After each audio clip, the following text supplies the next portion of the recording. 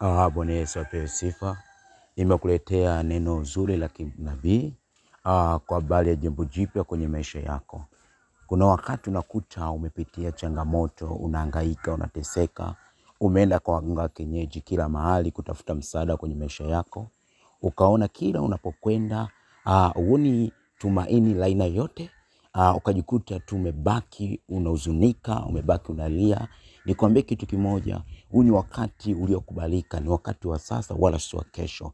Ni kwa nini? Biblia inasema kwa habari ya mtu mmoja, mwanamke mmoja alikuwa akitokwa na damu miaka 12, alikuwa akiteswa na matabibu, alikuwa ni mtu ambaye kila mahali anapokwenda hakuna tumaini, lakini aliposikia habari ya Kristo aliona tumaini. Ni wakati ambao wa wewe kupata au kusikia habari ya Kristo, na ni wakati wa wewe kumwelewa Yesu ili upate kupata jambo jipya kwenye maisha yako. Usikate tamaa, njoo kwa habari ya wewe kumjua Yesu. Tunapatikana Nuru ya Mataifa, karibu ili upate uzima kwenye maisha yako. Yuko Yesu, Nuru ya Mataifa. Usikate tamaa. God bless you. Karibu. Amen. Mungu akubariki.